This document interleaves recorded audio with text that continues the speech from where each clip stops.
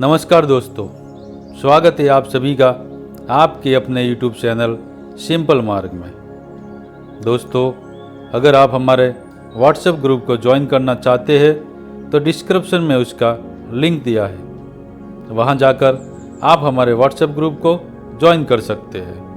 नर्मदे हर। दोस्तों, अगर आपने इसके आगे की कड़ी नहीं सुनी है तो डिस्क्रिप्शन में उसका लिंक दिया है, वहाँ जाकर आप जरूर सुनें। दूसरे दिन पूज्य श्री प्रातःकाल के नित्य क्रम से निवृत्त हो रणापुर से परिक्रमा के लिए प्रवृत्त हुए। दास काका भी तैयार होकर पूज्य श्री के साथ हो लिए। वे गरुड़ेश्वर तक पूज्य श्री के साथ पैदल यात्रा करना चाहते थे।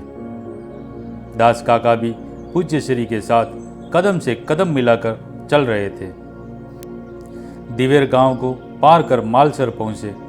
मालसर के सत्यनारायण मंदिर के दर्शन कर पूज्य श्री और दास काका सिनोर गांव में आए। प्राचीन काल में सिनोर को सेनापुर या शिवपुरी के नाम से जाना जाता था। देवों की सेना के सेनापति के रूप में श्री कार्तिक स्वामी की नियुक्ति इसी स्थान पर हुई थी। श्री कृत पापेश्वर महादेव मंदिर में भोजन प्रसाद की व्यवस्था दास काका के द्वारा करवाई हुई थी। यहाँ थोड़ा आराम कर दोपहर के बाद दोनों वहाँ से रवाना हुए। कंजेटा होते हुए अंशोया तीर्थ पहुँचे। यहाँ अरंडी और नर्मदा का संगम स्थान भी है। यह स्थान अत्रि ऋषि की धर्मपत्नी और कर्दम ऋषि की पुत्री महासती अंशोया की तपोस्थली भी है। यहीं पर माँ नर्मदा के सानिध्य में रहकर माता अंशोया तपस्यारत थी। माँ अंशोया के तप से प्रसन्न होकर एक दिन त्रिदेवों ने अरंडी संगम पर माँ अंशोया के आश्रम में आकर अलख जगाई। माता अंशोया ने कुटीर से बाहर आकर देखा तो सामने 3 दिगंबर साधु खड़े हुए थे।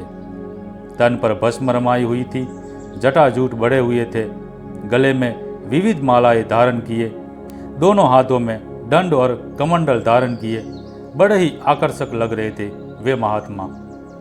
माँ अंशोया ने सम्मान सहित तीनों साधुओं को आसन पर बैठाया और भोजन प्रसाद हेतु पूछताछ की। पर आज त्रिदेवों ने माता अंशोया की कसौटी करने का निर्णय किया था, या फिर वे सरासर जगत के सामने तप और भक्ति के समन्वय की महानता को दर्शाना चाहते हो। इसीलिए तीनों ने एक स्वर में कहा, नहीं माते, हम आपके हाथों से भिक्षा ग्रहण नहीं कर सकते। माता अंशोया ने आश्चर्य के साथ साधुओं की तरफ देखा और बोली, महात्मन, आप मेरे हाथों से भोजन क्यों नहीं करना चाहते? तब साधु के वेश में त्रिदेव बोले, माते, हमने वस्त्र त्याग करके दिगंबर होते समय ये व्रत लिया था कि हम भिक्षा भी दिगंबर अवस्था में रहने वाले व्यक्ति के हाथों से ही करेंगे, वरना उपवासी रहेंगे। और आपके आश्रम में तो कोई ऐसा है भी नहीं, तो हम भिक्षा नहीं कर सकते। जगत जननी माँ अंशोया ने प्रथम दर्शन में ही साधुओं के वेश में त्रिदेवों को पहचान लिया था।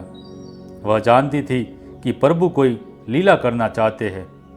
उन्होंने अपने पास रखे कमंडल से अपनी अंजलि में थोड़ा जल लिया और मन ही मन कुछ संकल्प कर त्रिदेवों पर उस जल का छिड़काव किया। उसी क्षण ब्रह्मांड के महानायक, सृष्टि के रचयिता, सर्जक, सर्जन और संहारक अर्थात ब्रह्मा, विष्णु और महादेव 3 माह के छोटे से शिशु रूप में परिवर्तित हो गए। माता अंशोया ने बहुत ही प्यार से उन बालकों को दिगंबर होकर दूध पान करवाकर पालने में सुला दिया। धीरे धीरे समय अपनी गति से बीत रहा था।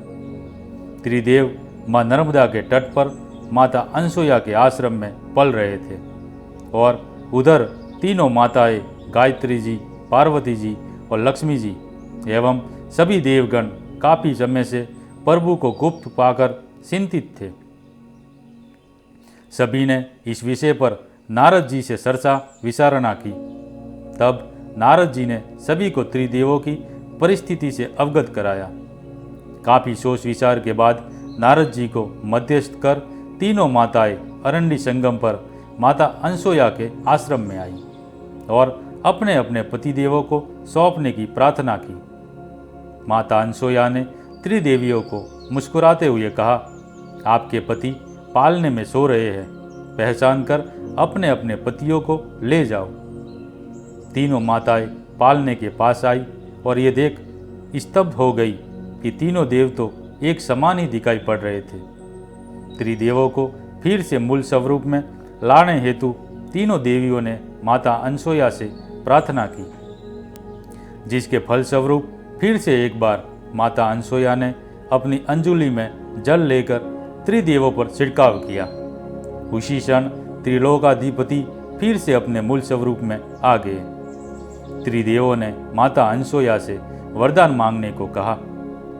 तब अति भावुक होकर माता ने कहा, प्रभु, काफी समय से आप मेरे आश्रम में पुत्र रूप में रहे, अतः मुझे आपसे मोह हो गया है। अब मेरी एक ही मनो इच्छा है कि आप ही का स्वरूप मुझे पुत्र रूप में प्राप्त हो। तथास्तु कहकर सृष्टि के पालनहार अदर्शी हो गए।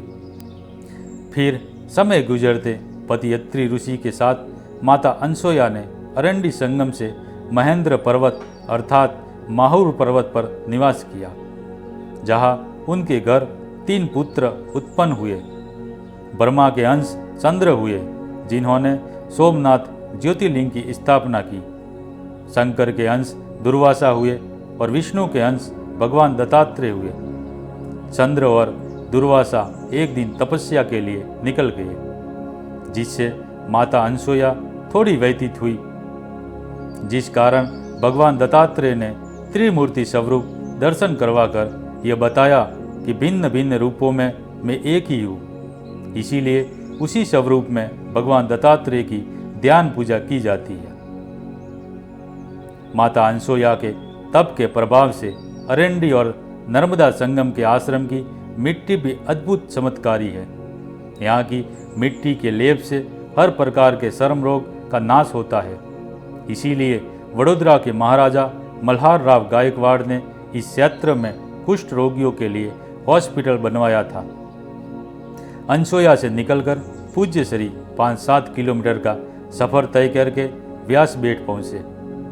व्यास बेट में बरसात के समय दोनों तरफ से नर्मदा जी का प्रवाह बहता है एवं अन्य दिनों में उत्तर तट का प्रवाह नहीं बहता है, तो परिक्रमावासी व्यास बेट के दर्शन कर पाते हैं। पूज्य श्री और दास काका ने व्यास बेट पहुंचकर भगवान व्यास के दर्शन किए। व्यास जी ने यहीं पर तपस्या की थी। भगवान व्यास पराशर मुनि के पुत्र, पुराणों और महाभारत के रचयिता एवं वेदों के संकलन करता है। यहाँ भगवान व्यास का मंदिर है। मंदिर में छोटी सी श्याम वर्ण की प्रतिमा स्थापित है।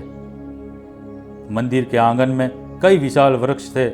पूज्य श्री और दास काका ने भगवान व्यास की स्तुति की और फिर मंदिर से बाहर आकर एक पेड़ के नीचे आसन लगाकर बैठ गए। थैले में चनों की पोटली रखी थी, उसे निकालकर पेड़ की डाली पर लटका दी। अंधेरा हो रहा था। संध्या पूजा के बाद पूज्य श्री आसन पर लंबे हुए। पूज्य श्री से थोड़ी दूरी पर दास काका लेटे थे। रात्रि ने धीरे धीरे अपना साम्राज्य जमा लिया। नभोमंडल से तारे अपनी उपस्थिति का एहसास करवा रहे थे। पूरे दिन की थकान के चलते सोते ही नींद आ गई। मगर अर्धरात्रि में पूज्य श्री के कानों में शुद्ध संस्कृत भाषा के शब्द सुनाई दिए। ब्रह्मचारी, मुझे भूख लगी है, चने तो खिलाओ। पूज्य श्री आवाज़ सुन एकदम से उठ बैठे और आवाज़ की दिशा में देखने लगे। इतने में फिर से वही आवाज़ सुनाई दी। नज़दीक आते पद छापों की आवाज़ सुनाई दे रही थी। तभी गुप्त अंधेरे में पूज्य श्री को भव्य ललाटधारी विशाल आकृति में एक प्रभावशाली व्यक्तित्व के दर्शन हुए। वह महामानव पूज्य श्री की तरफ आ रहे थे। उनके शरीर से प्रकाश की किरणें निकल रही थी। देखते ही देखते वह श्याम देहधारी महामानव पूज्य श्री के नज़दीक से निकल गए। पूज्य श्री जल्दबाजी में उठे और चने की पोटली छोड़ उनके पीछे भागे, मगर तब तक वह महामानव अदृश्य हो गए थे।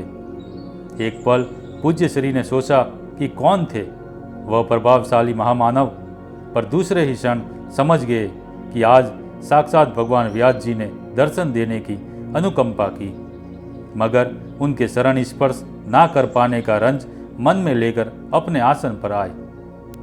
भगवान व्यास के दर्शन से तन मन प्रफुल्लित हो गया था, हृदय में आनंद की उमंगें उठ रही थी।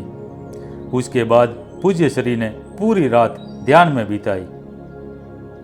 दोस्तों, आगे की यात्रा अगले भाग में। नर्मदे हर।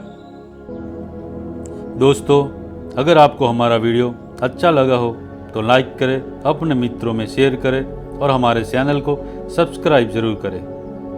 नर्मदे हर।